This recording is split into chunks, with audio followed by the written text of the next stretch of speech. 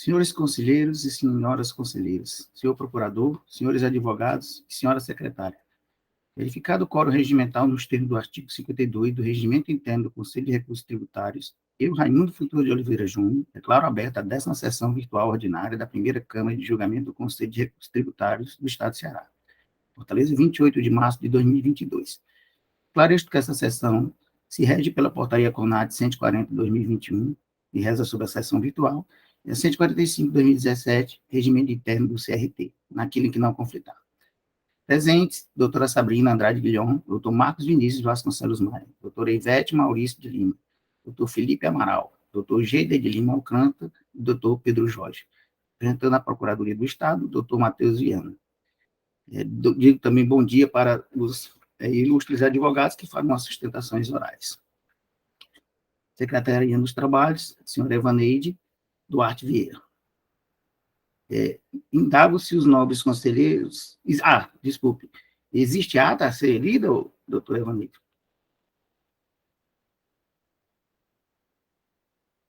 Sim, senhor presidente. A ata foi enviada aos senhores. Receberam alguma correção a ser feita? Posso ler? Pode, por favor. Bom dia a todos. A ata da 9ª sessão ordinária virtual, realizada por videoconferência na primeira Câmara de Julgamento do Conselho de Recursos Tributários do Estado do Ceará, do ano 2022. Aos 24 dias do mês de março do ano 2022, às 8h30, verificado o quórum regimental estabelecido no artigo 52 do Regulamento CRT-CE, amparado pela Portaria 140/2021, que regulamenta a realização de sessão de julgamento não presencial por meio de videoconferência, foi aberta a 9ª sessão ordinária virtual da primeira Câmara de Julgamento do Conselho de Recursos Tributários do Estado do Ceará, sob a presidência do Dr. Raimundo Frutuoso de Oliveira Júnior. Presentes à sessão, as conselheiras Ivete Maurício de Lima, Sabrina Andrade Guilhom, Sandra Arraes Rocha e os conselheiros Geider de Lima Alcântara, Felipe Silveira Rugel do Amaral, Marcos Vinícius de Vasconcelos Maia. Presente à sessão, o senhor procurador do Estado, doutor Matheus Viana Neto. Iniciada a sessão, o presidente indagou os conselheiros se receberam a ata da 8ª sessão e se haveria sugestões de correção. Não havendo sugestões, a ata foi aprovada pelos membros da Câmara. Em seguida, deu início aos julgamentos. Ordem do dia: processo de recurso número 3144/2012, auto de infração 2012-08072, recorrente Companhia Energética do Ceará, Coelce, recorrido célula de julgamento de primeira instância. Conselheira relatora Sabrina Andrade Guilhom. Decisão: a primeira Câmara de Julgamento do Conselho de Recursos Tributários, após conhecer do recurso ordinário interposto, após amplas discussões e aprofundamentos, e considerando ainda que o Supremo Tribunal Federal, STF, fixou tese no tema 176 de repercussão geral, no sentido de que a demanda de potência elétrica não é passível por si só de tributação via ICMS, porquanto somente integram a base de cálculo desse imposto os valores referentes àquelas operações em que haja efetivo consumo de energia elétrica pelo consumidor. E, destacando que no laudo pericial, no quesito 2, não foi analisado o teor das decisões judiciais de cada consumidor, no que diz respeito ao que é efetivamente consumido, para que no quesito 3 fosse retirado somente a parte não efetivamente utilizada, de acordo com o teor da decisão judicial transitada em julgado, de acordo com a súmula 391 do STJ. Resolvem os membros da primeira Câmara, por voto de desempate da presidência, converter o culto do processo em realização de perícia, para que, conforme decidido em sessão, em concordância com o manifestado oralmente pelo representante da parte, que sejam averiguados os seguintes quesitos. 1. Com base nos dados da perícia realizada anteriormente, verificar se a Coelce lançou e pagou os valores constantes na tabela demanda efetivamente consumida, tendo como base a data da intimação da respectiva decisão judicial. Item 2. Identificar os contribuintes em que não foi cobrado o imposto referente à demanda consumida/utilizada e verificar a existência de decisão judicial autorizando a não cobrança, tanto da demanda contratada como da demanda efetivamente utilizada/consumida. 3. Intimar a autuada a apresentar as determinações judiciais por unidade consumidora/contribuinte, que porventura tenham autorizado a não cobrança de ICMS, tanto da parcela referente à demanda contratada, como da demanda utilizada/consumida. Item 4. Até a data da autuação, verificar a existência de decisão de mérito, determinando a cobrança nos termos da súmula número 391 do STJ, referentes aos casos em que a medida liminar deferida determinou o não pagamento do ICMS sob a demanda de potência, e se houve recolhimento pela Coelce nos casos em que fora notificada pelo juízo ou Cefaz da sentença de mérito. 5. Apresentar nova base de cálculo que demonstre os valores de demanda de potência utilizada/consumida sem a cobrança do ICMS, que estejam em desacordo com as determinações judiciais vigentes à época dos fatos geradores, nos termos do despacho a ser elaborado pela conselheira relatora. O representante da douta Procuradoria-Geral do Estado manifestou-se em sessão favorável à extinção do feito por impossibilidade jurídica. Foram votos discordantes os conselheiros Felipe Silveira Gugel do Amaral, Geider de Lima Alcântara e a conselheira Sandra Arraes Rocha, que defenderam a improcedência do feito fiscal, com fundamento no artigo 16, inciso 4º da Lei 12.670/96, os artigos 302, 520 e artigo 516, inciso 2, do Código de Processo Civil. Presente a sessão para a apresentação e sustentação oral do recurso, os advogados Dr. Sávio Mourão e Dr. Anchieta Guerreiro Chaves.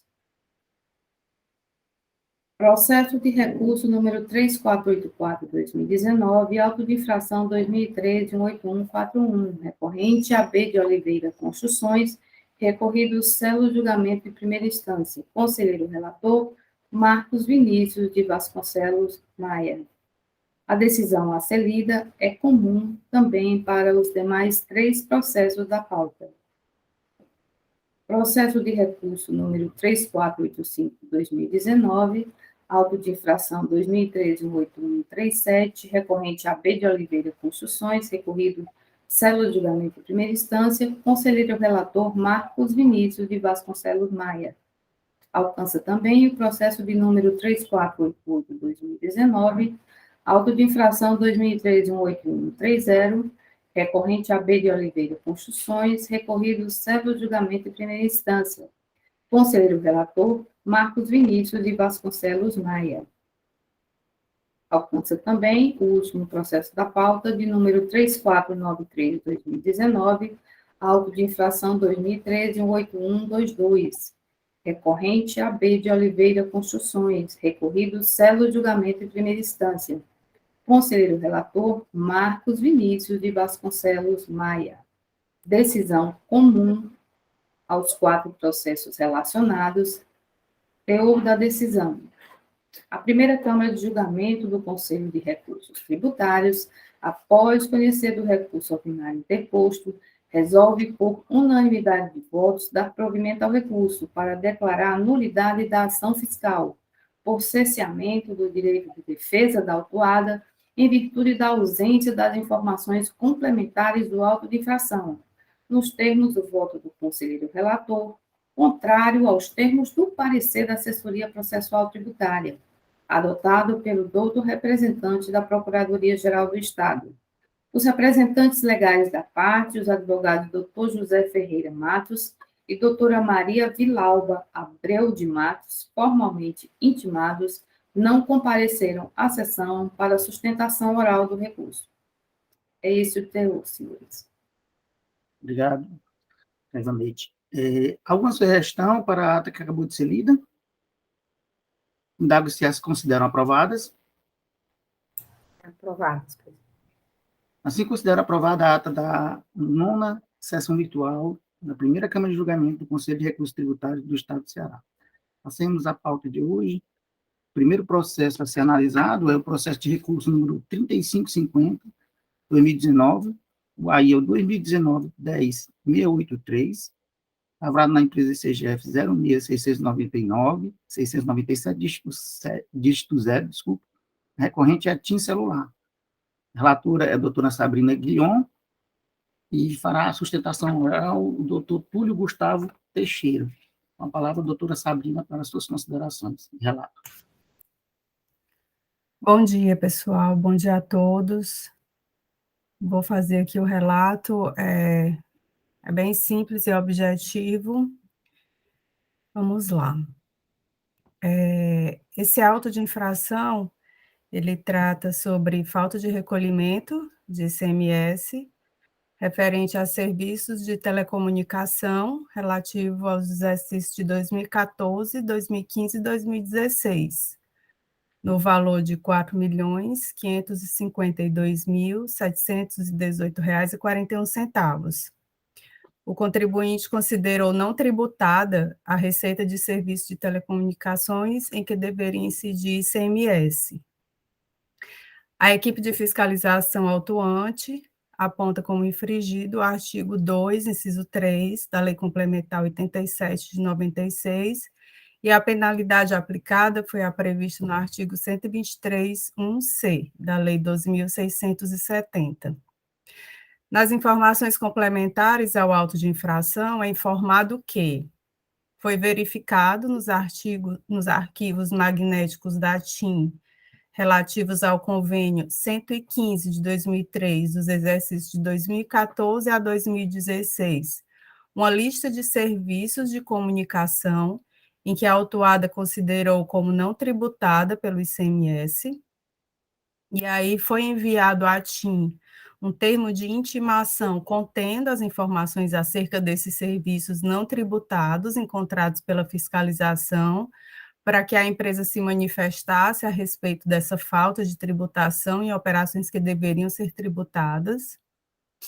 Após resposta da TIM, a equipe de fiscalização acatou o que a empresa solicitou em resposta ao termo de intimação, retirando da lista os itens financeiros e alguns outros serviços, mas não acatou a retirada dos valores referentes às assinaturas cobradas nos planos de telefonia. Pelo fato do STF já ter se pronunciado sobre o tema, aprovando a tese de repercussão geral de incidência de ICMS sobre a tarifa de assinatura básica mensal cobrada pelas prestadoras de serviços de telefonia, independente da franquia de minutos conferida ou não ao usuário. Tempestivamente, a autuada apresentou impugnação. A julgadora de primeira instância proferiu decisão pela procedência do auto de infração. Em sede de recurso ordinário, a empresa autuada alega a necessidade de anulação da decisão de primeira instância por violação ao princípio constitucional da fundamentação, por não terem sido analisados os argumentos de fato e de direito expostos na impugnação. Alega também a falta de disponibilização de documentos necessários para analisar a apuração do crédito tributário. Diz que a fiscalização não disponibilizou documentos necessários para apurar o valor do crédito tributário em exigência, isto é, exatamente quais operações e valores escriturados pela recorrente foram considerados pela fiscalização como passíveis de tributação. Alega a falta de motivação do lançamento, a inadequação da tipificação legal, a nulidade do auto de infração em razão da insegurança na determinação da infração, diz que existe correlação entre a descrição da infração e a capitulação do diploma legal tido como infringido, devendo ser nulo o auto de infração. A decadência referente ao período de janeiro a junho de 2014, conforme o artigo 150, parágrafo 4º do CTN. A improcedência da exigência fiscal, da não incidência sobre a assinatura. Os serviços descritos como assinatura dizem respeito a serviços conexos que, sob hipótese alguma, confundem-se com prestação de serviço de telecomunicação, nos termos do artigo 2º, inciso 2 da Lei Complementar 87 de 96. Alega o caráter confiscatório da multa de 100% do valor dos débitos autuados e a aplicabilidade da penalidade prevista no artigo 123.1d da Lei 12.670. Por fim, requer que seja cancelada a exigência fiscal ou, ao menos, o cancelamento ou redução. A assessoria processual tributária manifestou-se pela procedência da acusação fiscal. É o relato. Obrigado, doutora Sabrina. O doutor Matheus ainda não está na sala, né, senhora Vandeide? Tá, ele está. Doutor Matheus, com a palavra. Bom dia a todos. A demora se deu em razão da entrada na sala, em razão da internet. Não consigo, a internet aqui está péssima, tanto eu tenho duas aqui, mas ambas não estão funcionando. Fica aquela rodando, não funciona. Mas são os problemas tecnológicos, isso acontece. Por isso que eu estou aqui nessa mais reduzida.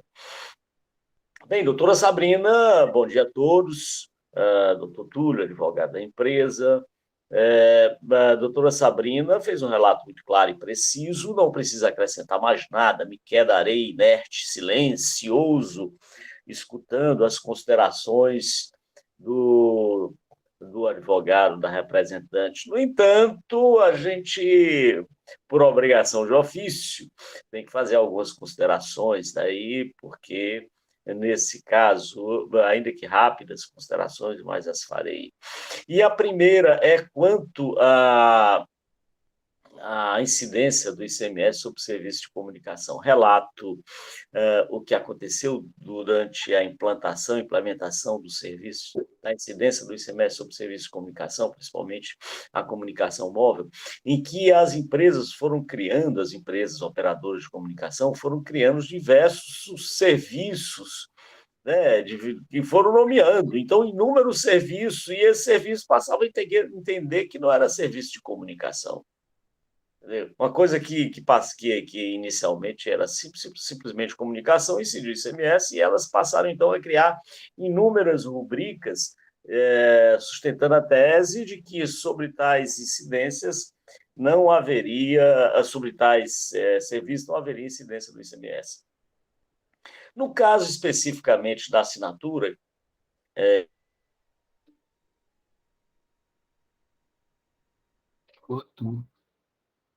que é o caso, quem vivenciou, fez um pouco de assinatura, e a assinatura nos dava direito a utilizar até um determinado quantidade de pulsos, de ligações e tal, né? E a assinatura é exatamente isso, é o direito que você tem inicial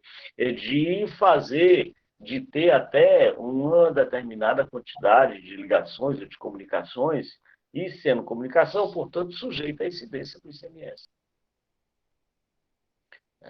As empresas, com base em inúmeras decisões, alguns precedentes do STJ, inclusive, sustentaram a tese, não, que sobre a assinatura não há que se falar incidência do ICMS. É o caso aqui. Mas a Procuradoria entende, em rápidas considerações, como as que acabo de fazê-las, a incidência do ICMS sobre a assinatura, que se poderia discutir aí, e aqui também acabei não tendo acesso especificamente aos autos, de modo a a verificar, a multa cobrada é por atraso ou é por falta de recolhimento? Porque se for falta de recolhimento, me parece que aí há um excesso. A única consideração que eu faria é em relação ao atraso de recolhimento. Sugeriria, então, a aplicação da multa por atraso, até porque essas operações não deixaram de ser escrituradas, esses serviços não deixaram de ser escriturados, estão claramente escriturados nos registros fiscais da empresa. Portanto, senhores, é nesse sentido que a Procuradoria se manifesta pela procedência da acusação e, sendo o caso, havendo a variação só da penalidade a ser aplicada. É isso, senhor presidente. Obrigado, doutor Matheus. Foi cobrado ICMS multa o mesmo valor, certo? Só dê uma olhada aí no auto de infração. ICMS multa o mesmo valor. Doutor Túlio Gustavo Teixeira, com a palavra, as suas considerações.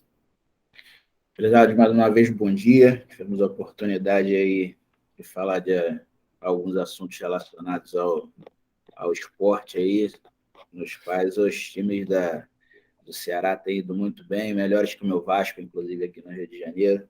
Parabéns a todos, mas cuidado que a gente está ficando rico também, vamos chegar aí. Senhores, uma primeira consideração que eu gostaria de fazer relacionada ao caso é que, embora a maior parte da autuação se refira à questão das assinaturas, né, aos serviços conexos de assinatura, uma parte da autuação também diz respeito ao DETRAF, né, que a gente chama também de serviço de interconexão, né, que umas operadoras prestam às outras a fim de que tenham a viabilidade de prestar o serviço aos seus clientes. Então, parte da autuação também diz respeito, embora uma parte menor, parte da autuação também diz respeito ao DETRAF. E, na última sexta-feira, a empresa conseguiu fazer o levantamento de uma apuração um pouco mais detalhada da composição do DETRAF, referente a esse período autuado, né, de 2014 a 2016. E, com isso, na sexta-feira, nós fizemos o upload através do Tramita de uma manifestação nos atos que eu acredito que os senhores não tiveram acesso ainda, porque realmente foi muito em cima, mas nós fizemos o upload dessa peça, indicando um link na nuvem, no OneDrive, com a composição do DETRAF para esse período. Né? Não juntamos os documentos por em virtude do volume e do formato, né? não suportados pelo Tramita, mas nós juntamos um link disponibilizando o acesso a todos os senhores. Então, apenas antes de adentrar na sustentação oral, gostaria de fazer esse alerta, né?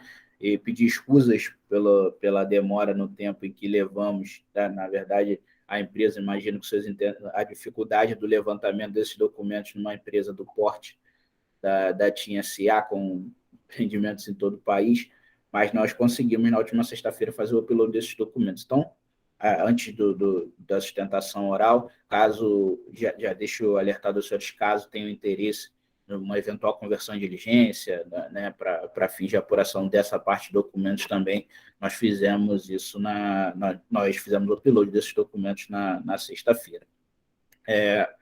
Sobre o caso, foi muito bem relatado pela doutora Sabrina, trata-se de autuação na qual a Fazenda do Estado do Ceará está cobrando a empresa sobre serviços lançados sobre a rúbrica de não tributados, né? E como, inclusive, o doutor Matheus Viana fez uma observação muito interessante sobre a evolução dos serviços de telefonia, né? Que ao longo dos anos as operadoras foram criando, usando as palavras do doutor Matheus, foram criando algumas rúbricas, mas quando, na verdade, doutor Matheus, o mercado demandou novos serviços, novas modalidades de serviço, né, no que diz respeito à comunicação. Hoje nós temos serviços, recentemente o STF se manifestou sobre o serviço de valor adicionado, né, que são serviços que não são diretamente de comunicação, ficou muito claro. Na verdade, o mercado demandou novos serviços e as operadoras de telefonia fizeram, não só na sua parte de estrutura, mas também na sua escrita fiscal, as adaptações que consideraram pertinentes.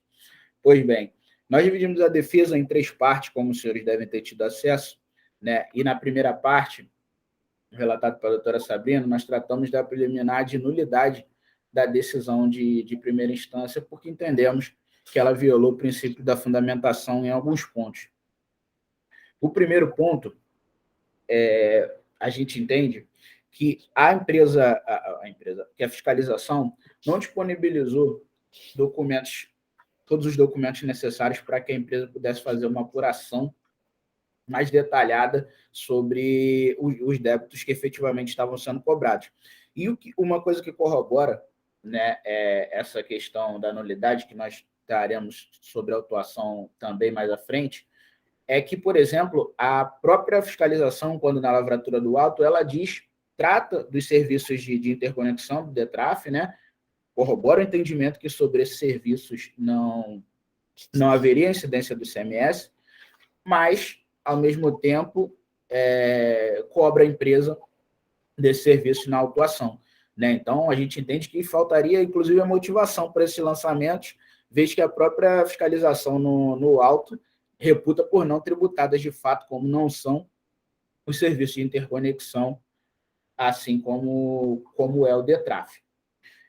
Sobre a questão da violação da fundamentação, nós entendemos ainda que resta equivocada no que diz respeito à parte que trata da decadência parcial dos débitos, porque a decisão de primeira instância, ela julga esse pedido da decadência, essa parte da decadência, com base no artigo 173 do CTN, inciso 1º do CTN, que diz respeito à decadência quando não, já definido pelo STF, né, quando não existe o recolhimento de nenhuma parte do tributo estadual, que certamente não é o caso, como inclusive o doutor Matheus Viana pontuou, a empresa escriturou, recolheu o que entendeu devido, então, obviamente, não há que se fundamentar a decisão com base no artigo 173, que não se aplica, então a gente entende a decisão viciada, né, e eivada de nulidade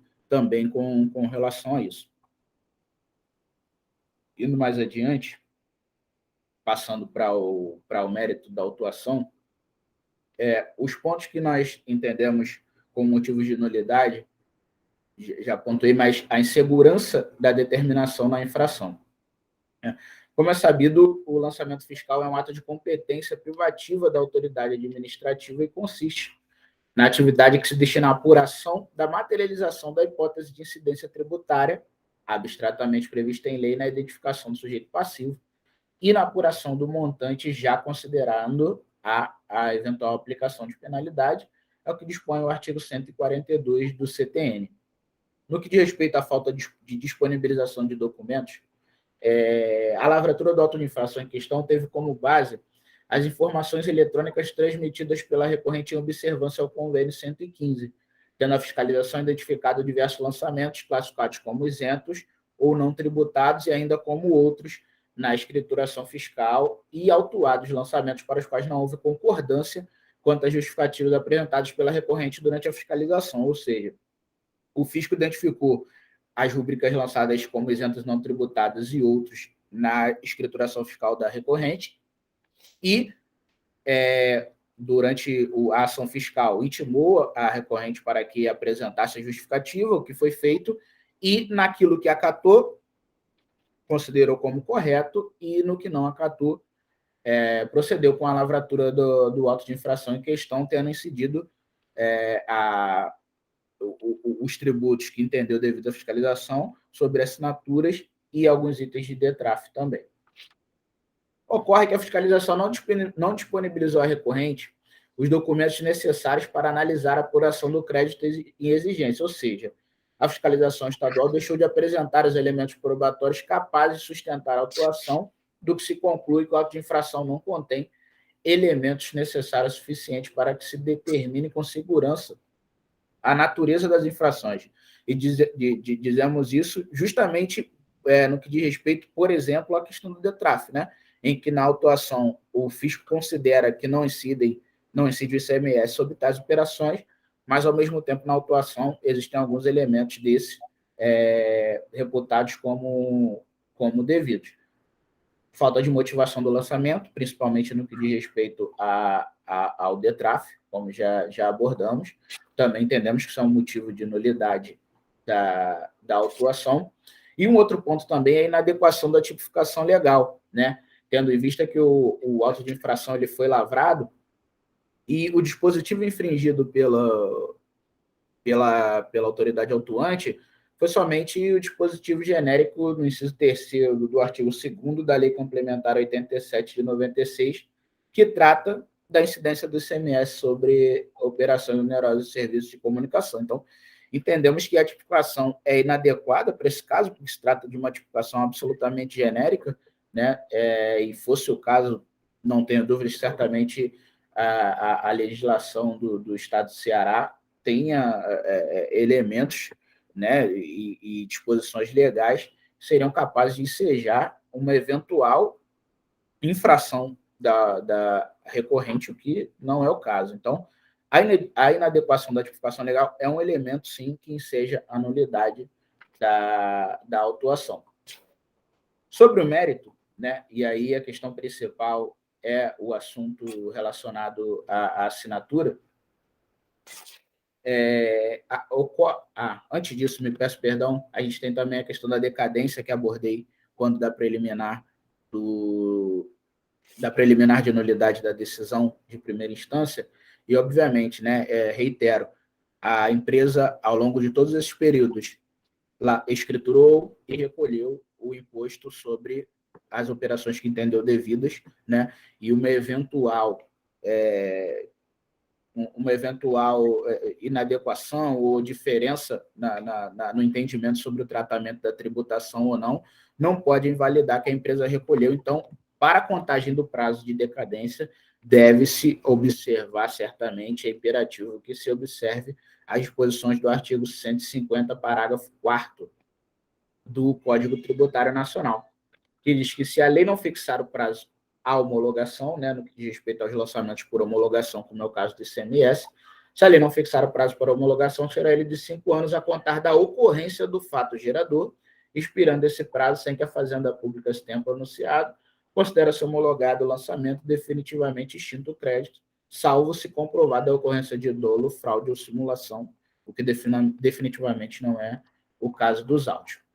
Sobre a assinatura, um dos pontos que arremaram a decisão de primeira instância foi o julgamento do STF, né, que fixou a tese sobre a incidência, né, que teria fixado a tese sobre a incidência, e deixa eu achar se eu consigo achar os termos do julgado, só um instante.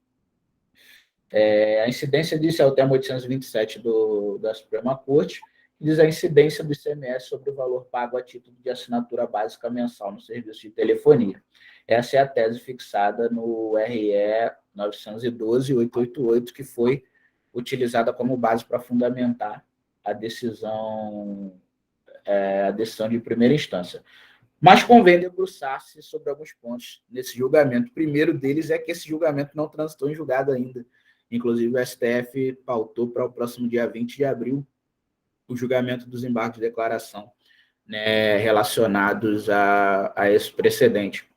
E o primeiro deles, o que acreditamos, né, que será resolvido com o julgamento desses embargos de declaração, é que existe um erro de premissa no julgamento desse RE, porque o ministro relator Teori Zavascki, né, ele baseou-se especialmente em pareceres, né, que dizem respeito à incidência da assinatura cobrada pelas concessionárias, as concessionárias de telefonia fixa, né, que era uma assinatura de plano básico exigido pela Anatel. Então, as premissas sobre as quais se fundaram a fixação da tese, elas dizem respeito a uma assinatura que é exigido da telefonia fixa, o que não coaduna com aquilo que é praticado pelas operadoras de telefonia móvel, como é o caso da TIM celular, TIM SA hoje, né? Outro ponto é que o STF, ao julgar o RE 572-20 do Distrito Federal, apontou como fundamento da decisão que, se não houver interlocutores, ou seja, emissor e receptor dos sinais de comunicação em contato por qualquer meio, não há comunicação. Assim, quando não houver franquia de minutos, também não há serviço de comunicação. Ou seja, não pode incidir sobre o serviço de assinatura. Por quê? Os serviços de assinatura são considerados como serviços conexos à prestação do serviço de comunicação. Eles são uma atividade meio, uma facilidade adicional, serviço suplementar à prestação do serviço de comunicação. A assinatura sem franquia, como é o caso dos serviços autuados, se insere dentro dessa categoria de serviços complementares. Por quê? Ela se assemelha a uma taxa de adesão para a fruição do serviço. Não é como se eu comprasse, como o doutor Matheus Viana tratou, né? Como se eu adquirisse uma franquia que me desse o direito a tantos minutos dentro daquele saldo, né? Como se fosse um saldo. Não é o que acontece. A assinatura sem franquia, ela é um serviço complementar à prestação de comunicação. Os valores são usados para questões relacionadas à manutenção da rede, não dizem respeito à prestação de serviço de comunicação em si. Então, nesse caso, não se pode reputar por tributados tais serviços.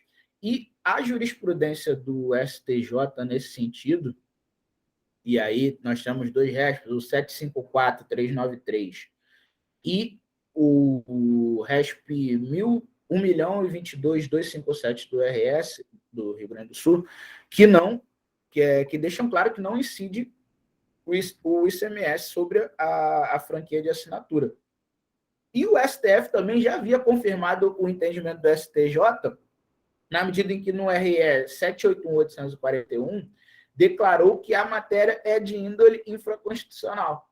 Ou seja, o entendimento que deve prevalecer no que diz respeito à assinatura sem franquia deve ser aquele fixado no STJ. E, repito, o julgado utilizado para fundamentar a decisão de primeira instância, ele não transitou em julgado e, muito provavelmente, pode ser que seja revertido no julgamento dos embargos de declaração marcados para o próximo dia 20 de abril, né, onde acreditamos, serão esclarecidos os erros de premissa nesse ponto.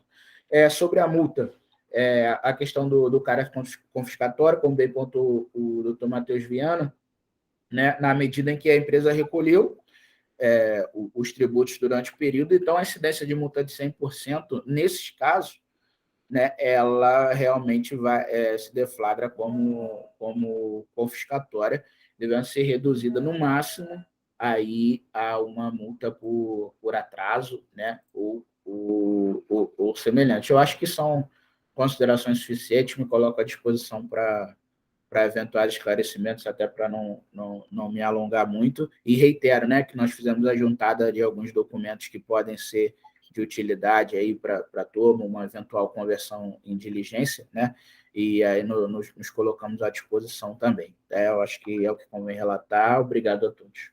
Obrigado, doutor Túlio. Passemos agora às considerações dos conselheiros. Doutora Sabrina, tem alguma coisa a complementar? Eu anotei algumas coisas aqui para complementar acerca do valor e itens do DETRAF, né, que o doutor Túlio disse que havia incluído no processo, só que incluiu na sexta-feira, que a empresa foi intimada durante a ação fiscal, se manifesta. Eu não vejo aqui na lista da autuação valor de DETRAF. Assim, abri aqui as planilhas que a equipe de fiscalização elaborou para poder fazer a autuação, compor o valor da autuação, não vejo esses valores. Não sei se eles são chamados por outro nome, mas não vejo esses valores. Em relação ao fato da empresa não ter tido como se defender, não ter recebido, eu acho que ela foi intimada durante a ação fiscal, recebeu o CD também quando o encerramento da ação fiscal, inclusive respondeu à intimação, então não vejo como ela não conseguia se defender sobre esse auto de infração, se ela o fez, né? Agora, eu gostaria de ouvir o doutor Matheus sobre o que o doutor Túlio trouxe acerca dos embargos de declaração dessa decisão do STF. Se a gente precisa aguardar, porque isso já está definido, né? Inclusive, hoje já é tributado normalmente, mas como o doutor Túlio trouxe esse assunto, acho que a gente deveria ouvir o doutor Matheus sobre isso. Doutor Matheus, pode fazer as colocações pertinentes ao caso.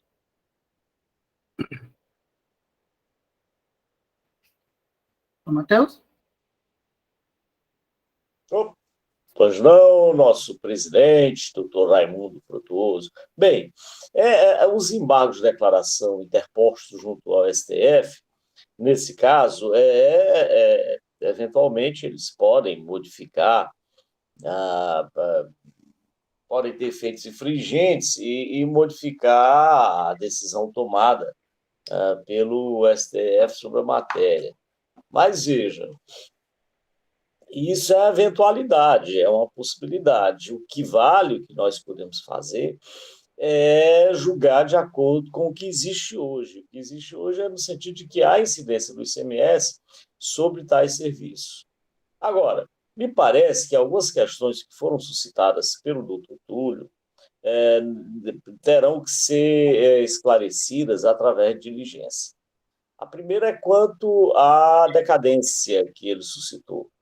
Ele suscitou que teria ocorrido a decadência em determinado período, tendo em vista que as operações realizadas pela empresa, as prestações realizadas pela empresa, o serviço, foram regularmente escriturados. Isso é de verdade, isso é fato, razão pela qual teria que ser excluído da autuação esses valores correspondentes ao prazo decadencial, ao período decadencial, que aí não estou com os autos aqui, não sei identificar qual é. Talvez isso precisasse retornar para fazer a separação. Isso é um ponto.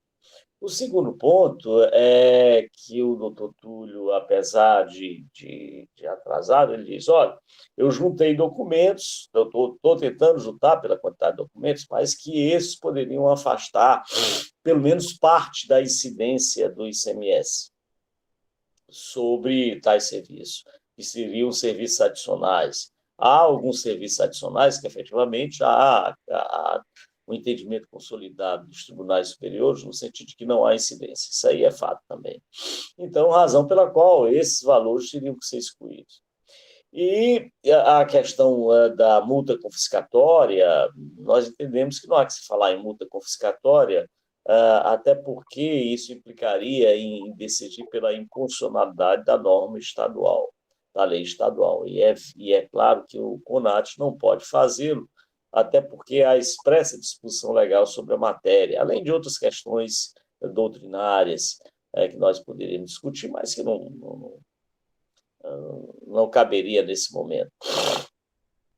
Tá? Então, a Procuradoria, como já se manifestou, entende que o caso aí é, sim, de aplicação do artigo 150, parágrafo 4º, e de aplicação da multa mais reduzida, não de 100% do valor do imposto, mas de 50%, porque as operações foram escrituradas regularmente, pelo menos até onde nós podemos identificar pelos autos. Eu acho que é isso, né? Então, eu acho que o processo, entendo que o processo deve ter seu segmento, seu processamento normal,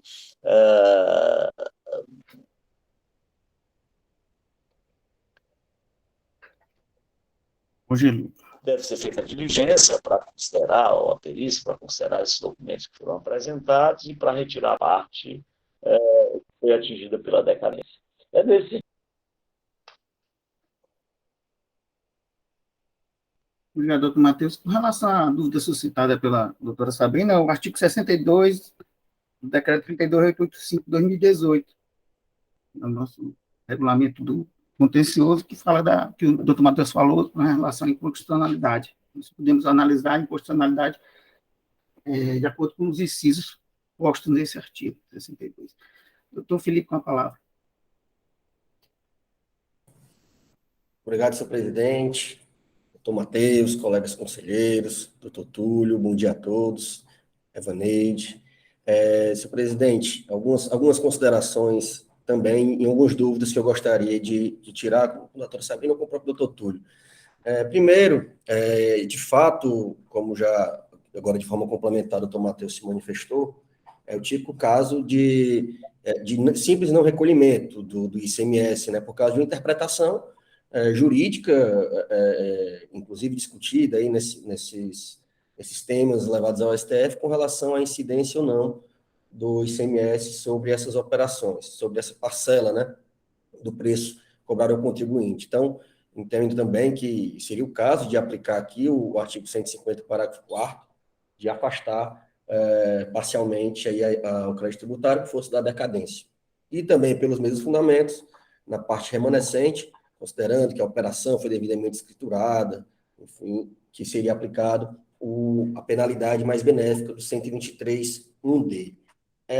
Duas questões, eu estava com dificuldade aqui de identificar se nessa autuação haveriam realmente esses outros serviços de valor adicionado, né? No caso, essa rubrica suscitada pelo próprio advogado do DETRAF, né? Que seria um valor que não corresponderia efetivamente ao serviço, né? Uma contraprestação do serviço.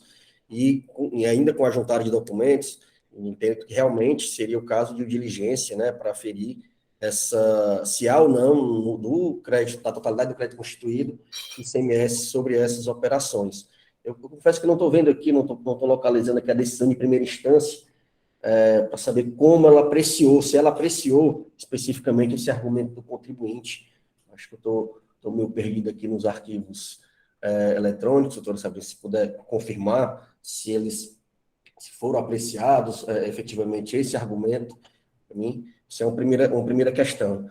A segunda, doutor Túlio, talvez o doutor possa esclarecer de forma mais fácil, está tentando criar aqui ou suscitar um distinguish aqui com relação ao precedente do STF, sobre a premissa de que aquele precedente, né, se refere às tarifas de assinatura básica mensal, né, que foram indicadas pelo doutor Matheus, sempre tinham, essa discussão ampla, primeiro de legalidade ou não dessa tarifa de assinatura, e posteriormente essa questão da tributação, e que, se fosse possível, me explicar exatamente qual a diferença prática, essa assinatura no móvel, qual é a que título que ela é cobrada, se é realmente diferente da telefonia fixa. Então, são essas duas questões. Como o julgador de primeira instância apreciou essa questão do DETRAF, e, especificamente, se fosse possível, me esclarecer qual a diferença, o outro tipo de assinatura,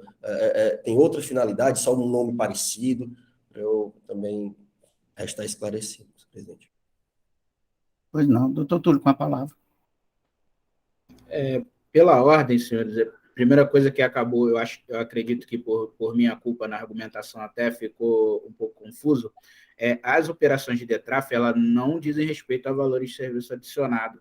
Eu usei o exemplo do Dr. Matheus Viana, porque no começo da sua exposição ele fala das criações de rúbrica, mas, na verdade, é uma adaptação às novas realidades do mercado no que diz respeito à comunicação.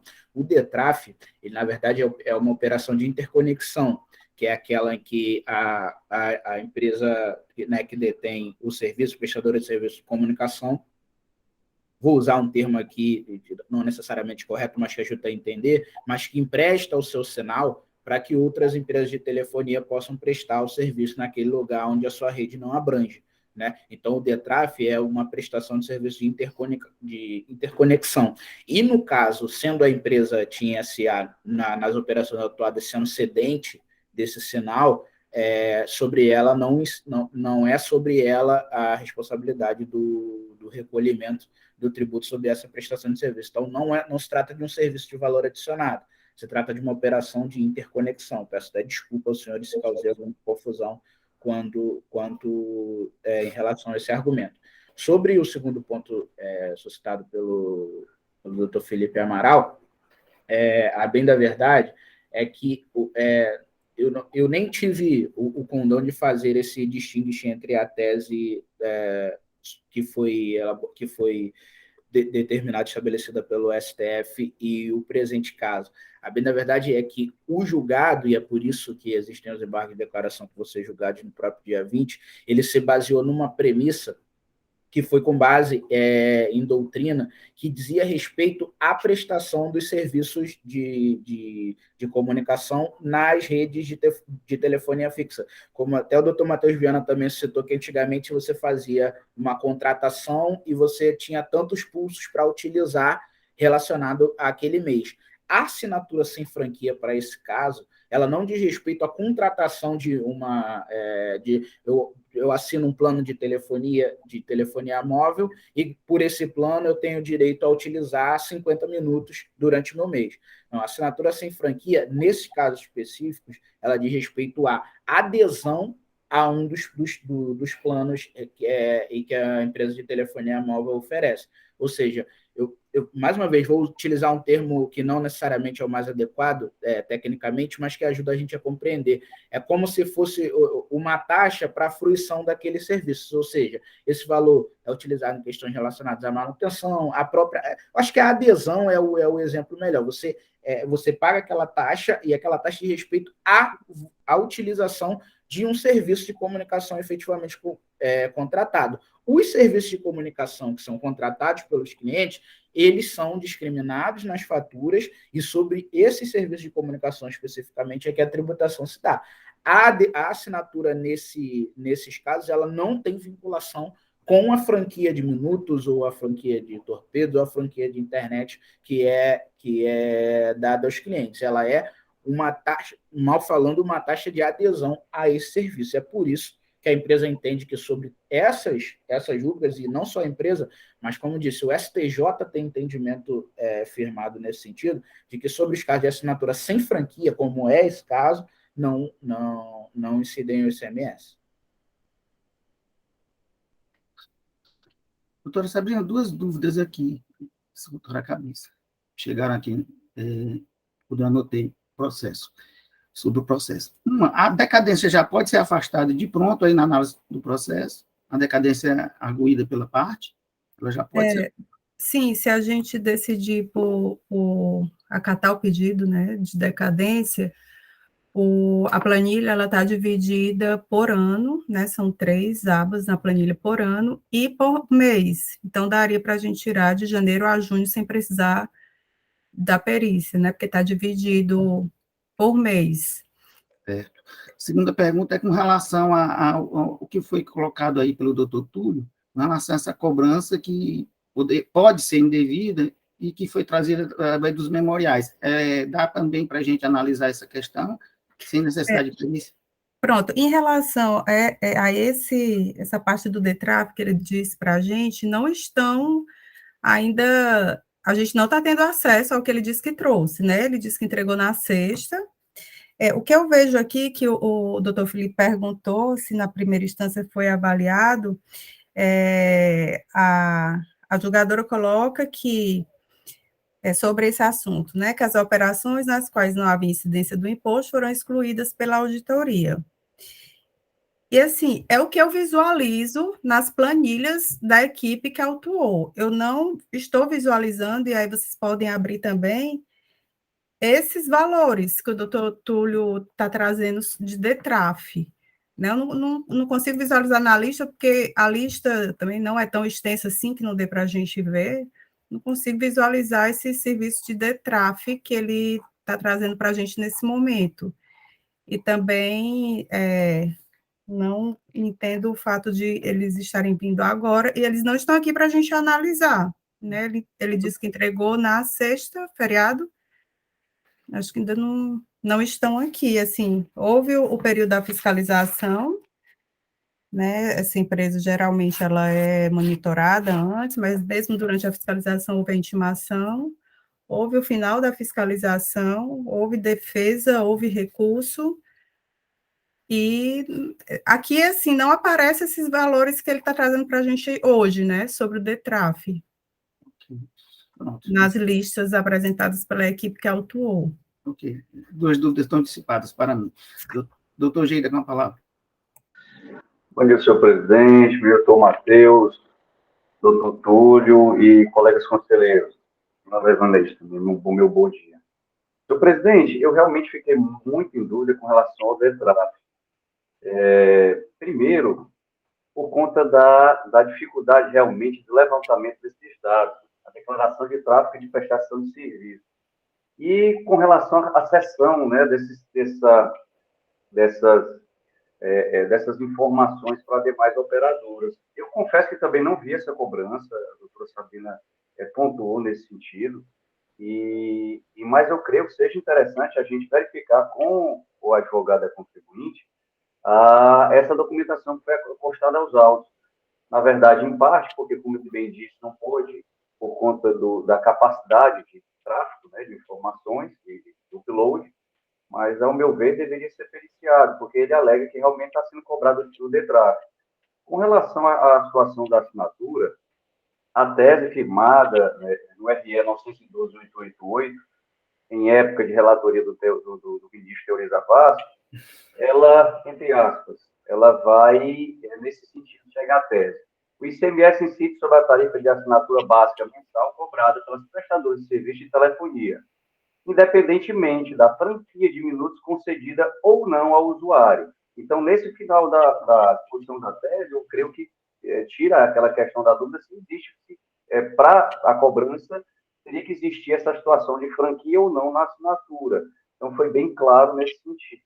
Mas na situação do DETRAF, realmente eu fiquei em dúvida, porque eu não encontrei essas anotações no termo complementar. Ele até cita que não deve ser cobrado e tal, mas nas planilhas eu confesso que não verifiquei, apesar de também não ser extensa, mas me trouxe realmente essa confusão.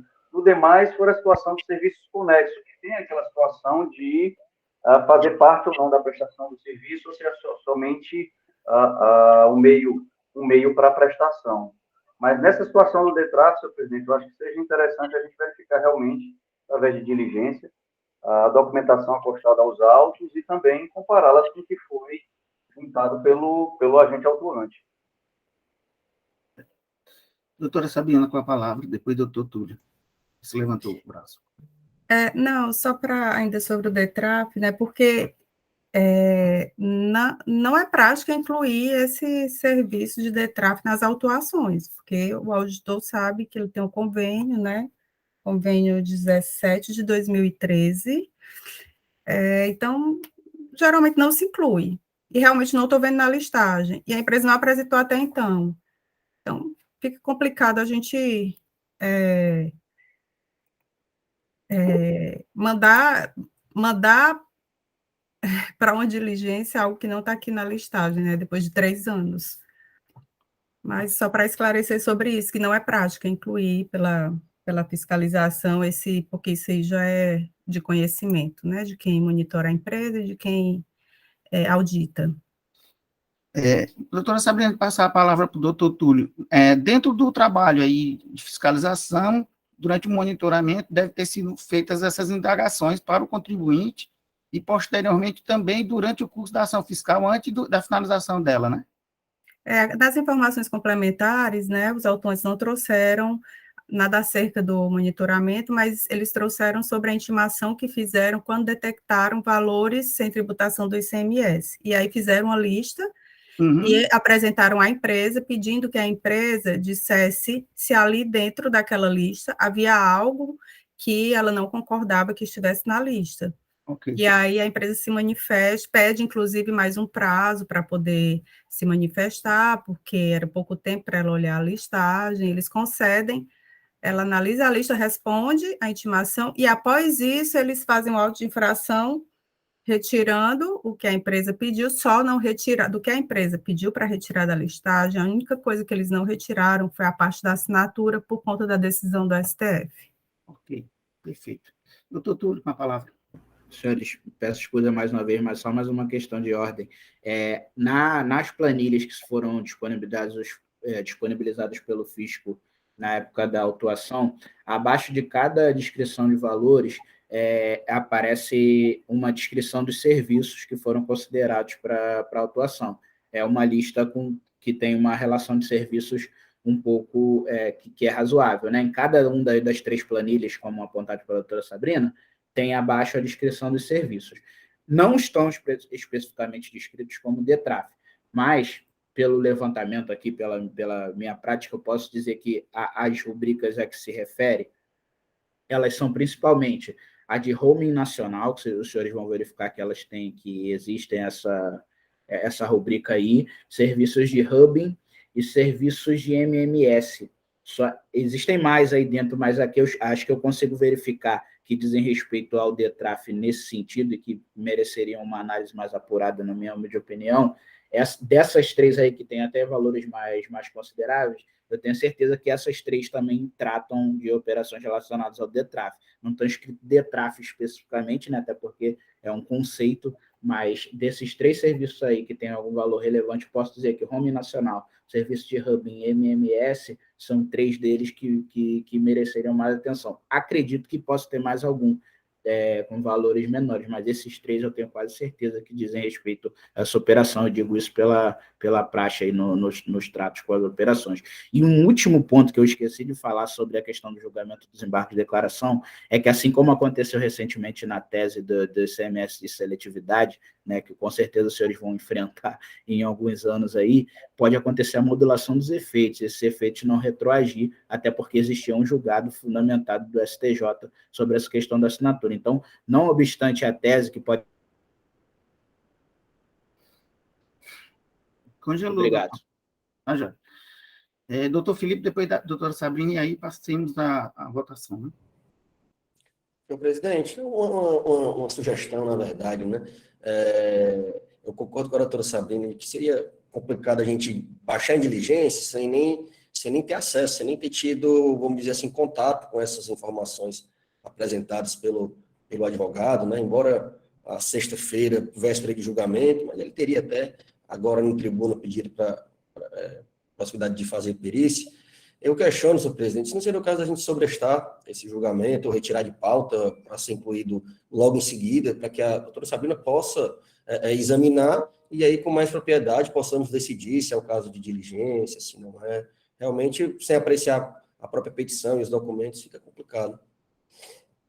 A primeira pergunta é se a gente, nós temos a obrigatoriedade de receber esses memoriais que foram, digamos assim, apostados na sexta-feira, né? Essa é a primeira pergunta, né? Porque existe até tese de que essa questão de você receber novas colocações numa defesa já na segunda instância, né? Existem artigos dizendo que deveria, hoje até defende-se que o julgador é que verifica essa possibilidade, já que não foi levantado no recurso, digamos, da primeira contestação. Aí é uma questão que a gente pode enfrentar aqui nas discussões, é a primeira colocação. E a segunda colocação aqui é se a gente pode abrir esse processo aqui, nesse momento, a gente elucidar essa dúvida, porque, na verdade, é um processo que já está no tramita, Evaneide. Tem condições de a gente abrir aqui para a gente verificar logo?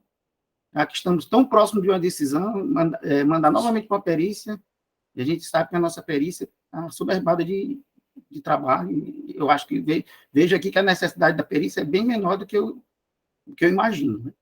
A gente conseguir analisar aqui. Como a gente já analisou questões bem complicadas e conseguimos aqui fazer a decisão, tomar a decisão sem necessidade de perícia. Mas vamos lá. Tem condições, doutora Evaneide? Senhor presidente, diante da alegativa do advogado, eu chequei com o tramita aqui na nossa caixa, não tem nada disponível sobre a responsabilidade da primeira Câmara. Entrei em contato com a gerência, a Secretaria-Geral também não tem nada desse auto-infração protocolizado no tramita, disponível nos sistemas, para que a gente possa, pelo menos, ver o tamanho desse arquivo e a dimensão dele, se fosse o caso. Então, assim, eu não tenho como dizer para o senhor o tamanho dessas informações, nem a dimensão, se a gente teria condições de olhar aqui, mas eu acredito que, se o doutor Túlio deu entrada, seria interessante ele colocar aqui no chat o número do processo, do tramita, para a gente verificar onde está, em que setor caiu, porque não caiu para a gente, infelizmente. Exatamente, essa é uma questão que a gente tem que analisar, porque é muito importante para o julgamento. Doutor Túlio, o senhor pode colocar o número do processo aqui, que a gente pesquisa, eu ajudo aqui na pesquisa também. Doutora Sabrina, com a palavra. Não, em relação ao DETRAF, né? Porque eu estava procurando também aqui em relação com a rubrica conexão ou interconexão, né? Que geralmente é o que as empresas usam, e também não há. Então, doutor Túlio, também é usado o nome Hub e MMS, serviço de Hub e de MMS, para esse tipo de serviço? No caso da empresa como cedente, é possível que a rubrica tenha sido lançada dessa forma, sim. Tá? E, inclusive, pode ter outras nomenclaturas, de repente, talvez seja por isso a confusão, mas o fato é que essas operações, nesses casos, a empresa fez até aqui, que eu encontrei, um detalhamento dos valores que seriam relacionados ao DETRAF especificamente, né? E aí tem até alguns valores que foram lançados como recarga, que diz respeito, é ínfimo, né? 33 centavos, por exemplo, que também guardam relação com a questão do DETRAF, especificamente foram lançados com essa rúbrica, né? Então, pode sim ser do Home Nacional e Hub principalmente, e o MMS também, que são os valores mais consideráveis. Mas no momento da intimação, a empresa não se manifestou acerca dessas rubricas. No atendimento à fiscalização, a empresa apresentou uma relação, mas até o que consta da lavratura do auto, a autoridade autuante, ela viu aquilo que ela considerou que era DETRAF ou não e autuou o que não tratou. Isso não foi enfrentado na decisão de primeira instância, foi a decisão de primeira instância só tratou. Olha, o que foi considerado é DETRAF, o que não é autua. Ok. Doutor Geida, o senhor levantou o braço. Sim, senhor presidente. Era só realmente essa dúvida, porque, na verdade, e a doutora Sabina estava até comentando a respeito, o DETRAF realmente é uma declaração desse tipo de serviço, né, de concessão de rede para outras operadoras, e o Home, por exemplo, é um deles, o doutor, inclusive, até comentou agora nesse sentido. E eu acho que realmente fica complicado, inclusive, até para a fiscalização, fazer toda a classificação desses itens. O Home é DETRAF, o MMS é DETRAF, né? Todo esse tráfego de informação que é utilizado da rede da contribuinte, né, cedida por ela para outras empresas de telecomunicação. Então, eu acho que isso realmente a dificuldade realmente de identificar se é DETRAF ou não. E pode ter havido algum equívoco nesse sentido. Mas o doutor Túlio já esclareceu, por isso até já baixei a mão. O número do protocolo que os senhores solicitaram, mais uma vez, por uma questão de ordem, que a doutora Ivaneide permaneceu, o protocolo recebeu o número 029-690-17-2022. Deu para anotar, Ivaneide? Só a fim de esclarecimento. Sim, no tramita, né? Só isso. checar. Tramita, né? Verificar. Vamos só verificar se a Ivaneide conseguir esse processo aí, identificar esse processo para a gente ir para a decisão. Alguma consideração a mais de algum conselheiro?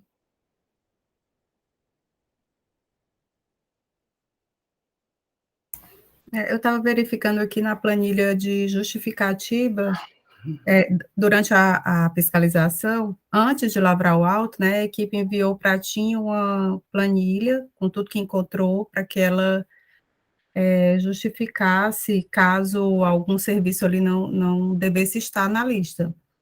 E aí eu procurei aqui por DETRAF, por seção de meias, por interconexão. Não consigo visualizar nem a fiscalização mandando e nem a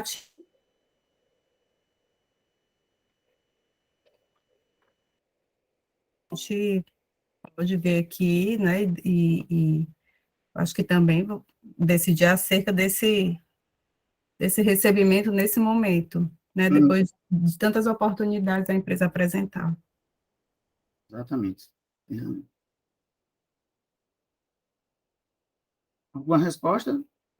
Isso, o processo deu entrada realmente na sexta-feira, só não está distribuído para a gente, certo? Deu entrada na secretaria, né? Isso, só esclarecer que a portaria 140 estabelece um prazo de 3 dias para que a empresa adicione esses memoriais e seja apreciado em sessão de julgamento. Ok. Mas eu posso aqui compartilhar com os senhores a documentação, mas, assim, eu não sei se tem condições de ser feito isso aqui, durante a sessão. Então, os senhores decidem. Com certeza. A questão aí nós temos algumas decisões a tomar, mas esse artigo aí é importante até você passar aí para os conselheiros para que eles se debrucem sobre essa questão, né? Como eu disse, existem alguns artigos científicos que falam o seguinte, que nesse momento o julgador poderia ponderar se há necessidade ou não de perícia e encaminhar seu voto, e aí a análise seria feita por todos nós aqui em relação a essa questão, mesmo com o prazo já extrapolado, né? Aí uma questão de motivação do ato, a gente colocar para perícia, se há necessidade ou não, depois de tanto tempo de um julgado, né? Não, doutor Matheus, para as suas considerações finais, e depois o doutor Túlio também para as considerações finais, para a gente... Senhor presidente, eu acho que tendo em vista quer dizer, a falta de acesso a esses documentos, inclusive para uma manifestação mais segura a respeito da matéria, me parece que a doutora Sabrina, nós poderíamos sim sobrestar esse julgamento, a fim de que a doutora Sabrina analisasse, ainda que rapidamente, esses documentos e dissesse, realmente aqui, apesar da empresa ter tido oportunidade e tal, mas o caso é de determinar a realização de uma diligência, ou não. Quer dizer, para ela poder fazer uma análise, ainda que não profunda, mas uma análise rápida a respeito desses documentos que são juntados, e aí sim fazer uma manifestação acerca da realização ou não de uma diligência, de uma perícia. Talvez esse seja o melhor caminho. Aliás, é esse que a Procuradoria sugere. Ok, É isso. Doutor Matheus. Doutor Túlio, considerações finais? Sobre a possibilidade dos senhores abrirem os arquivos, né? Embora mesmo que os senhores consigam acesso, falei aqui com a fiscalização da empresa, esses arquivos só rodam no programa do Convênio 115. Então, acho que pouparia até o trabalho de vocês tentarem abrir na sessão, porque não conseguiriam, provavelmente só a auditoria vai conseguir abrir, porque foram disponibilizados no formato do Convênio 115. Acho que poupa até o trabalho de a gente tentar abrir agora na sessão. Acabei de fazer contato com a fiscalização da empresa, a gente vai conseguir abrir e visualizar aqui. O formatozinho do sistema utilizado pelo fisco no Convênio 115. Doutora Evaneide, me diga o artigo do provimento, da portaria, desculpe, o artigo que você citou, das 72 horas. 72 horas para entrega de memoriais. Pronto, vou ler aqui.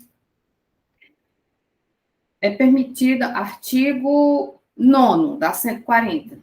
A 140 está disponibilizada aí na página do WebDrive, na pasta Legislação CONAT, está disponível para todos, é só abrir esse artigo. No artigo 9º diz o seguinte: é permitida às partes a apresentação de memorial encaminhado para um e-mail indicado neste ato, desde que ocorra até 3 dias antes da data do julgamento do processo, o qual deverá ser juntado aos autos pela secretária da Câmara. Ok. Dando prosseguimento, o artigo 9º tem o parágrafo único que diz: esse memorial apresentado, na forma do CAPT, será disponibilizado eletronicamente aos conselheiros, e a outra parte no prazo de até 2 dias antes da data do julgamento do processo. Então, teria que ser enviado para a gente 3 dias antes, e os conselheiros deveriam ter tomado conhecimento 2 dias antes. Então, pronto. Só para esclarecer, para nortear o voto dos novos conselheiros. Doutora Sabrina, como vota? Existem preliminares, sobrestamento, perícia. Acho que a gente deve voltar logo sobre o sobrestamento que foi levantado pelo doutor Matheus, para a gente, digamos assim, agilizar o julgamento. Como é que a senhora vota com relação... Então, vamos votar primeiro sobre o sobrestamento ou não? Isso. Tá, para verificar essa documentação que a empresa entregou. Exatamente. Feira, né? Exatamente. eu não sou a favor, né, do sobrestamento, por conta do prazo, a empresa teve diversas oportunidades de apresentar, houve o período da ação fiscal, houve o período da defesa, houve o período do recurso, houve, né, decorreram já, acho que 3 anos da autuação para cá, e a entrega feita antes do prazo previsto na portaria 140, eu sou contra o sobrestamento. Ok. Doutor Marcos. Senhor presidente, no mesmo sentido da relatora, e não obstante seja uma documentação importante para ser considerada, mas levando em conta todos esses aspectos procedimentais e prazos já consumados, já bastante decorridos, eu voto no mesmo sentido da relatora. Ok. Doutor Felipe. Senhor presidente, eu a devida vênia, voto a favor do sobrestamento. Não tenho nem conforto de deferir ou indeferir uma petição da qual não tivemos acesso, né? Então, acho prudente, sim. O advogado citou um argumento, todos defendemos que, se tiver no auto, realmente pode, é um argumento que é válido, né, um fundamento razoável. Então, voto, sim, pelo sobrestamento, sem prejuízo do análise posterior quanto à necessidade ou não de perícia. Ok. Doutor Geida. Presidente, eu voto em conjunto com o voto de divergência do doutor Felipe, nesse mesmo sentido. Ok. Doutor Pedro Jorge. Presidente, em homenagem à busca da verdade material, eu voto com a divergência aí com o doutor Felipe. Voto de desempate. Voto com a relatora. Presidente, faltou eu. Desculpe. Ó, doutora Ivete, vontade. Faltou. Desculpe, doutora Ivete. Nada, sem problema. Eu vou seguir as orientações aí do doutor Matheus, porque é bem verdade que existe a portaria, mas me causa também desconforto a parte de ter trazido uma linha de defesa, né?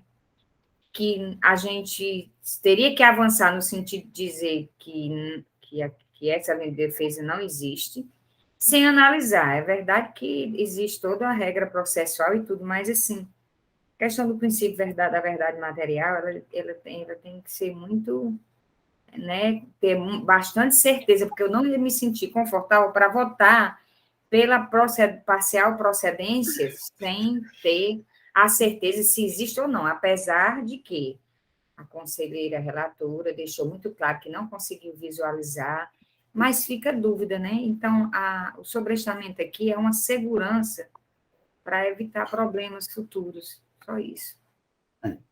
Então, afastado sobre o sobrestamento, mesmo, é bom colocar na ata, mesmo com relação ao dispositivo que teria que ser cumprido com o artigo 9º da portaria 140/2017. Então, voto discordante, doutora Sabrina e doutor Marcos.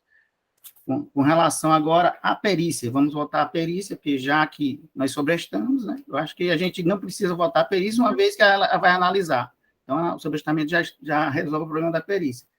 Só que aí eu quero analisar aqui com a doutora Sabrina se esse processo dá para ser analisado pela senhora, com a sua experiência de coordenadora da Confim, ex-coordenadora da Confim, usando esse aplicativo que é disponibilizado pelo convênio, porque a minha pergunta é essa, porque se a gente analisar que essa atividade, entre aspas, de análise, a doutora Sabrina não tem essa expertise, então, infelizmente, o sobrestamento... Como o doutor Túlio nos trouxe que o arquivo que ele apresentou na sexta-feira, né, menos de 3 dias antes do nosso julgamento, ele não é acessível a todos, ele precisa ser aberto lá no programa que abre o convênio 115, que quem tem é a SEMAS, a equipe de fiscalização da SEMAS, e acredito que a perícia também tenha, para poder visualizar o que a empresa está apresentando, porque ele nos disse, né, doutor Túlio, que o arquivo a gente não vai poder visualizar. Ele trouxe um arquivo que só é visualizável, a gente só consegue abrir dentro do sistema que é utilizado para o convênio 115, que eu não tenho. Exatamente. Né? Tem a equipe de fiscalização das SEMAS. Por isso então, que é algo que nós não vamos visualizar, nós aqui no julgamento, né? Assim, a equipe trouxe uma planilha do Excel para a gente poder visualizar o que ela autuou, porque esses dados, de fato, eles tratam através de um sistema que só tem nas SEMAS, né? Eles abrem o convênio 115, não é no auditor eletrônico, por exemplo, como é feita a maioria das fiscalizações, é um sistema onde eles importam as informações do convênio 115, e aí fazem as análises, eles colocaram no planilha de Excel para que tanto o contribuinte quanto nós pudéssemos visualizar o que foi feito, né?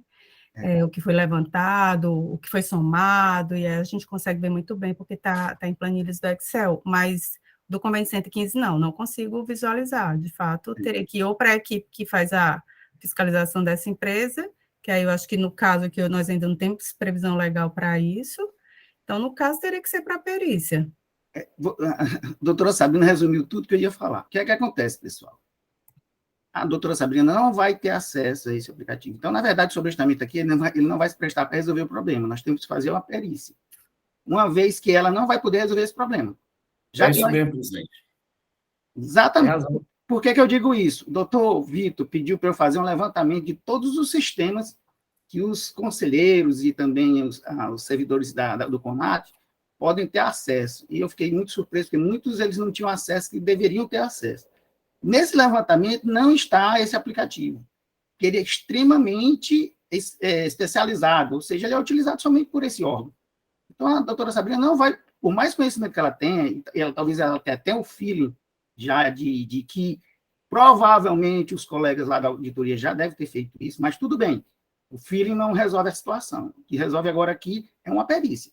Então, acho que a gente deve formular os quesitos e já encaminhar para a perícia, porque esse sobrestamento ele não vai resolver a situação. Porque ela vai, se a gente colocar esse processo em abril, ela não vai ter como analisar. E ela não vai poder mandar para os colegas da SEMAS para eles fazerem esse trabalho, porque não existe essa previsão. Então, eu acho que a gente tem que agora... Presidente, deixa eu só tirar uma dúvida.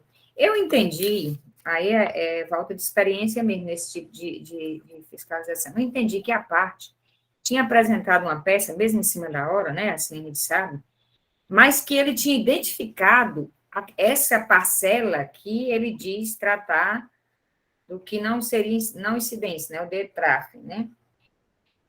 Eu entendi que ele tinha identificado, e não foi isso que ele fez, ele trouxe, foi toda a apuração de novo, o que eu não entendi agora. Ele trouxe todo o arquivo completo e não identificou qual foi o erro. Vamos dizer, eu entendi que ele tinha sido pontual. Olha, esse aqui foi identificado, foi lançado tanto, mas não é para ter nessa parte, tem o DETRAF, né, que eu confesso que eu nem conheço a fundo esse tipo de serviço, mas eu entendi dessa forma. Mas se ele tiver trazido só os arquivos do convênio sem identificar, foi isso que ele fez? É porque, na verdade, assim, eu li o processo todo, o que é que aconteceu? Na verdade, os agentes autuantes disponibilizaram para a empresa para ela fazer essa classificação, antes do encerramento da ação fiscal. Aí teve a contestação em primeira instância. Isso eu entendi. Depois teve a contestação em segunda instância, nada foi trazido em relação a isso. Só foi trazido agora num prazo já extrapolado. A decisão já foi tomada. Não tem nada a ver. Não, mas tem uma norma para a gente seguir, né? A gente tem que deixar isso em ata, bem consignado, eu acho que a gente tem que colocar... Não, presidente, é verdade, a norma tem, mas, assim, quando a gente está entre um conflito, certo? Assim, a questão aqui é verdade material. Né? Quando a gente está diante de um conflito, então depende... porque existem vários princípios, doutora Ivete. São vários princípios em confronto, não é só um princípio que prevalece. Exatamente. Concordo com você. Aí depende do direcionamento que cada um de nós estamos tendo, né? Exatamente, a decisão então, assim, foi tomada. Quem votou a favor do sobrestamento está pesando aqui vários princípios, e, a meu ver, o princípio da verdade material, a gente ficou em dúvida, criou uma dúvida, e foi por aí que a gente seguiu. Mas, independente disso, assim, o que eu queria entender era qual é o documento que a empresa trouxe. Você está dizendo assim, tem que ir para uma perícia, não é isso que está sendo dito agora? Não tem como resolver sem ser perícia. Então, eu queria tirar... isso com segurança e certeza. Pode ter certeza. Senhor presidente, me permita bem rápido a intervenção.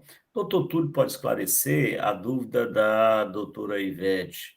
Ele deve ter apontado, eu creio, que ele não só juntou documentos, não é possível. Só juntar um monte de documento para ser refeita a perícia, realmente aí não cabe de jeito nenhum. Tem razão a doutora Ivete. Então, ele deve ter, sim, doutor Túlio, deve esclarecer se ele apontou, ó, esse aqui é que é DETRAF, esse aqui é que é isso, aquilo. Tá? Acho que o doutor Túlio pode esclarecer isso agora. Vamos escutá-lo rapidamente. Pela ordem, senhor, é importante esclarecer que desde a peça impugnatória, nós trouxemos os argumentos relacionados ao DETRAF. O que a empresa conseguiu fazer agora foi uma composição dos lançamentos, né, do convênio 115, e separou lá os itens relacionados para demonstrar do que trata. Mas nós, desde a impugnação, nós trouxemos a argumentação sobre o DETRAF. E, inclusive, o não debruçar-se sobre esses elementos também foi o que ensejou a gente a fazer um argumento de nulidade da fundamentação lá da decisão de primeira instância. Então, assim, não é que a gente está apresentando uma coisa nova agora. A empresa conseguiu uma composição dos valores agora que vai facilitar na leitura, na verificação dos valores, mas desde a impugnação nós tratamos do DETRAF. Foi, inclusive, um dos nossos argumentos de nulidade da decisão de primeira instância. Ok. O doutor, só para completar, doutor Gustavo, né? Mas nesses documentos que você trouxe agora, você identifica o que seria o DETRAF nessa parte da autuação? É bem objetivo. Nós juntamos, na sexta-feira, nós fizemos uma petição de juntada dizendo que os arquivos que nós estávamos juntando se referia à composição dos valores do DETRAF. Só que nós não podemos juntar esses itens no sistema Tramita pelo formato. Então, nós criamos um link no Dropbox para que vocês tenham acesso à composição que foi feita pela empresa. É uma petição de uma página, tá? Ela só diz assim, ó, a composição do DETRAF. Por quê? Porque a gente não estava ali para defender de novo que não incide sobre o DETRAF, já estamos fazendo desde a impugnação. Ali a gente falou, para fins de esclarecimento, nós estamos apresentando um levantamento que a empresa conseguiu realizar agora, né? Como disse, comecei a sessão pedindo desculpa, demoramos, mas são volumosos os arquivos da empresa. Então, fizemos uma petição de uma página, não tem argumentação nova, fundamentação nova. Está dizendo, a composição daqueles valores de DETRAF que a gente falou, a empresa conseguiu fazer e a gente está disponibilizando esse arquivo. Foi somente isso mesmo. Ok. Doutor Felipe, depois do doutor Marcos, e vamos para a votação da perícia, né? Fazer os quesitos. Senhor presidente, até primeiro uma questão de ordem, né? Já foi posto em votação a questão do sobrestamento? Já foi deferido e acredito que as outras questões, elas fiquem realmente prejudicadas. Mas estou fazendo um adendo. Ela não vai resolver o problema, doutor Felipe, porque a doutora Sabrina não vai ter acesso a essa informação para fazer a checagem. É isso que eu estou dizendo. Esse aplicativo ele é especializado, ele é de uso, digamos assim, restrito pelo pessoal da SEMAS, que foi o órgão autuante. Certo? E o pessoal da perícia vai ter que pedir acesso a esse aplicativo para fazer o que a gente está querendo que eles façam, ou seja, a perícia. O sobrestamento não vai se prestar a resolver a situação, é isso que eu estou querendo dizer. Não tem como a doutora Sabrina, por mais conhecimento que ela tenha de já ter sido coordenadora, ela não vai ter como pegar e fazer essa análise, é isso que eu estou querendo dizer. E só presidente, complementando, se me permite, o dispositivo que foi lido, né, naquela questão do sobrestamento, é um dispositivo que fala de memoriais, né, um procedimentozinho só para, vamos dizer assim, operacionalizar e organizar o julgamento. A gente discute, inclusive, se esse é um prazo próprio, preclusivo, porque a parte fez mais do que isso, né, não é memorial. Ela simplesmente, como está dizendo, um argumento que está no recurso dela, ela juntou, auxiliando o eventual baixa em diligência que decidiríamos, a liquidar e identificar melhor esse valor. Então, não é um memorial, né?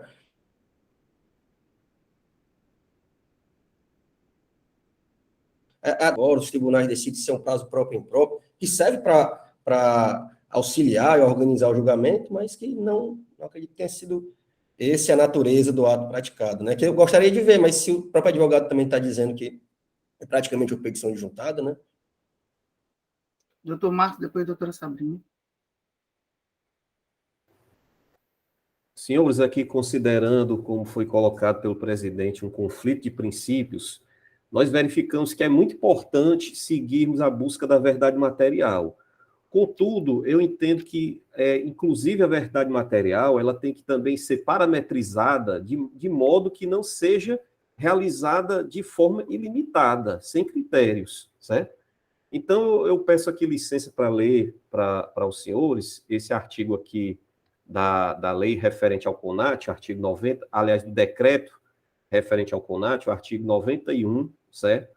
Que ele trata exatamente da defesa em primeira instância, na qual são trazidas as provas e fundamentos necessários ao entendimento da controvérsia, certo? Então, a gente tem que fazer uma reflexão baseada também que eu sei que a empresa alega, né, o doutor Túlio alegou uma dificuldade operacional, enfim, uma dificuldade técnica de compilar essa questão da documentação, mas levando-se em conta o tempo do transcurso desse processo, levando-se em conta todas as etapas procedimentais e que houve esse momento agora em que nós temos um documento, inclusive, inacessível ao Conselho, inacessível à análise, pelo menos momentaneamente, eu peço licença para fazermos a consideração a respeito da redação do artigo 91 do decreto.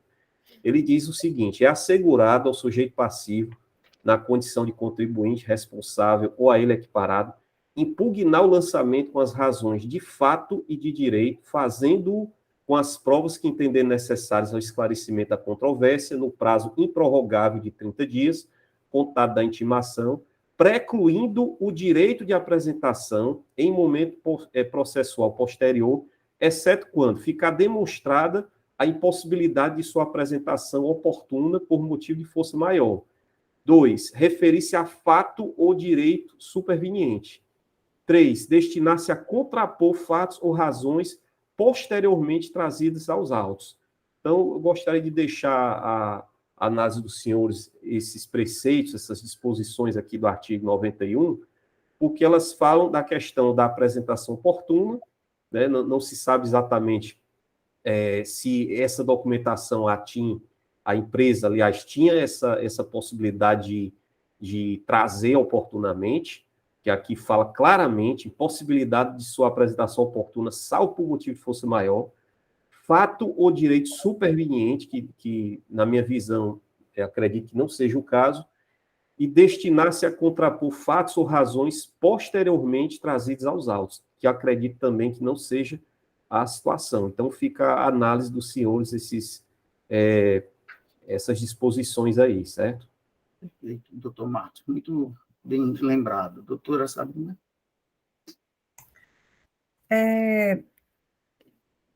Eu puxei aqui, né, a impugnação, o recurso ordinário.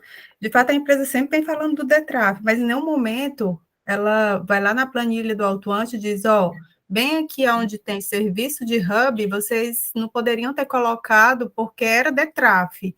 Não acontece isso, nem na impugnação, é sempre de forma muito genérica, né?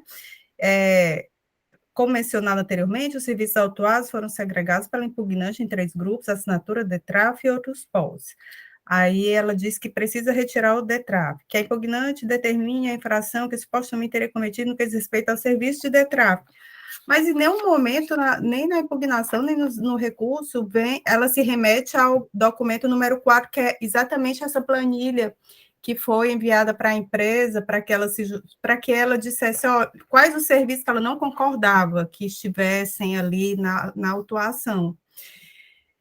E aí, como a doutora Ivete muito bem colocou, né, existe nesse documento, que a gente não está tendo acesso nesse momento, a indicação nessas planilhas da autuação, porque nós temos 3 listas, 2014, 2015, 2016, 3 listas com os nomes do serviço. Eu gostaria de saber do doutor Túlio se tem lá no documento que ele entregou, dizendo assim, olha, aqui nesse onde tem plano Libest empresa, por exemplo, não poderia estar aí, porque isso aqui trata-se de DETRAF. Eu gostaria de saber se está dessa forma. Se tiver dessa forma, todos nós aqui podemos olhar e podemos decidir se retira ou não, né? Mas então, eu gostaria de saber disso, porque se há aqui na lista da autuação valores que não deveriam estar, precisa ser informado pela empresa. como já foi oportunizado algumas vezes e não foi feito. Realmente sempre se fala em DETRAF, na impugnação, no recurso, mas é sempre dessa forma. Tem serviço de DETRAF, mas a empresa em nenhum momento diz que serviços são esses, o nome deles. Pela lista, a gente não consegue visualizar, porque, no meu entendimento, porque não há, mas se há, a empresa precisa indicar aqui nessa lista quais são eles.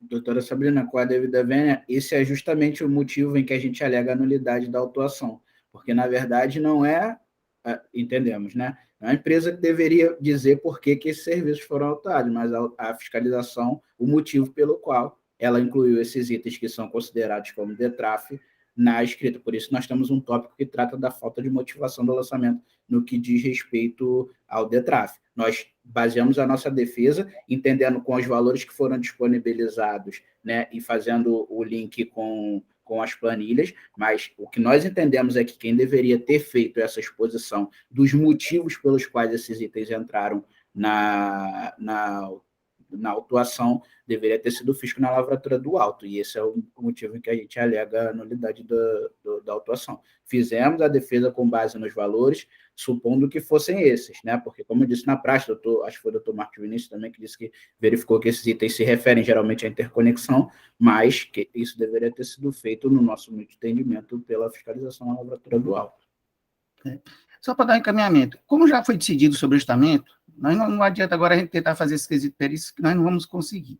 Então, o processo está sobrestado, a doutora Sabrina vai analisar e verificar se existe a possibilidade dela, se ela não tiver condição, aí a gente já faz uma nova votação na próxima sessão, com o encaminhamento para a perícia, porque já foi sobrestado e a gente não tem como resolver esse problema aqui nesse momento, infelizmente.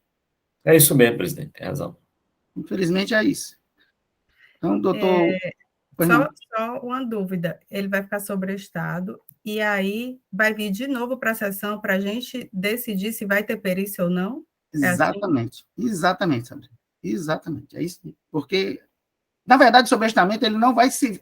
Assim, a minha experiência, eu acho que a sua também, ele não vai, digamos assim, promover a possibilidade de que você averigue os fatos, faça a averiguação dos fatos e tente trazer para a votação já com a base de cálculo próxima da realidade. Muito pouco provável.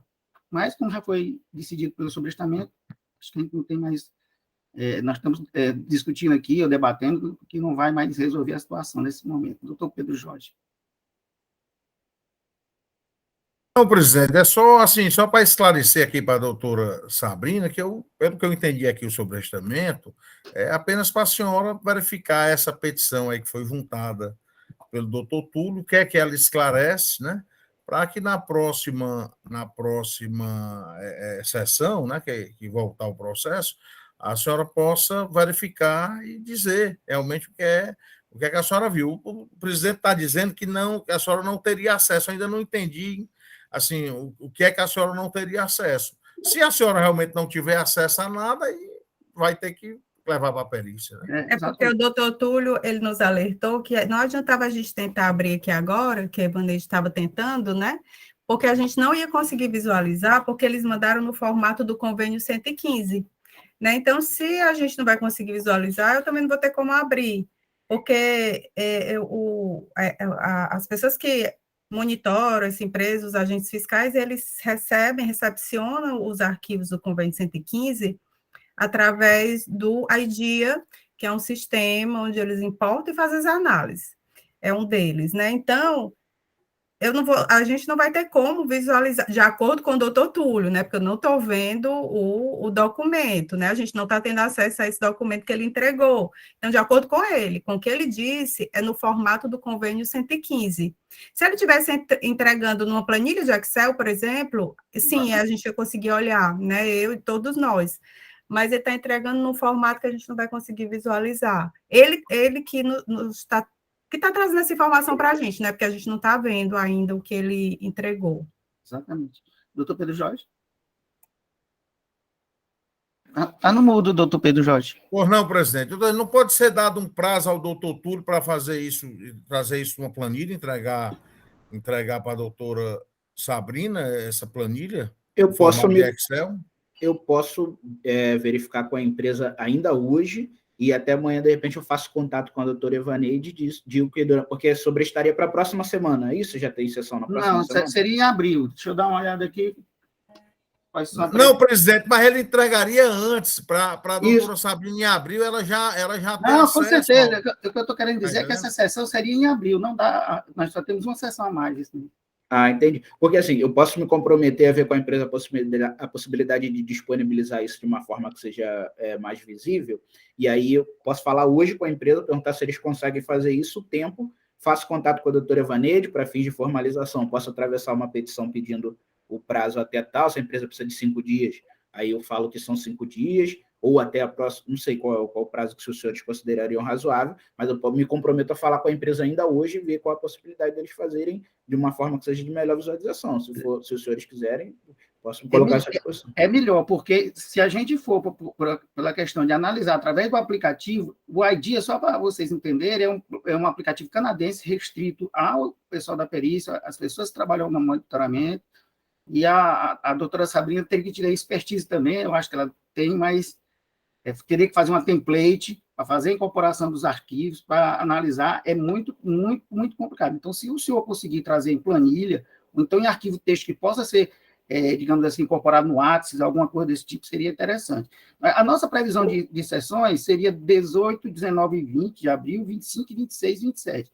Então, o mais rápido possível, se o senhor puder disponibilizar esses arquivos, Me comprometo a falar com a empresa ainda hoje, no máximo amanhã de manhã eu faço contato com a Evaneide, e aí se os senhores acharem por bem formalizar algum requerimento, eu faço também, e aí dentro do prazo que a empresa colocar, a gente faz. Vou verificar a possibilidade ainda hoje, no máximo amanhã de manhã eu dou um retorno à Evaneide. Okay. Doutora Sabrina? Eu acho que seria importante que a empresa apresentasse, apesar de ser completamente contrária a isso, apresentar após o dia do julgamento, mas já foi votado e a gente não discute mais, apresentasse dentro dos valores que foram autuados o que se trata de DETRAF, o que a empresa está dizendo que é DETRAF e que foi autuado. Exatamente. Porque senão a gente vai chovendo molhado, doutor Túlio. Certo? Porque o que é que acontece? Só para ser assim, bem incisivo na minha colocação. O que acontece é que foi disponibilizada a lista dos serviços, para haver uma classificação naquele momento, antes da autuação. Então, não foi feita. Depois entrou na contestação, também não trouxe. E aí nós estamos analisando agora essa situação. Então, nós não podemos cometer o mesmo erro de trazer apenas uma lista, a qual não vai ser analisada da melhor maneira possível, porque não vai haver identificação do que é a natureza jurídica do DETRAC. Eu compreendi, senhor presidente. E como eu falei com a dona Sabrina, eu acho que isso corrobora mais o nosso argumento de nulidade do que não, mas eu compreendi o que você... Mas daí também já está superado. Vamos lá, vamos tratar do problema agora que temos que resolver. Doutor Túlio, obrigado pela presença, certo? Vamos agora dar um intervalo de 10 minutos, porque ainda temos três processos a serem analisados, mas eu acho que esse daqui merecemos um pouquinho d'água. Obrigado a todos. Espero que em breve nos encontremos pessoalmente aí. Estou com saudade do Ceará. Você será sempre bem-vindo. Até mais.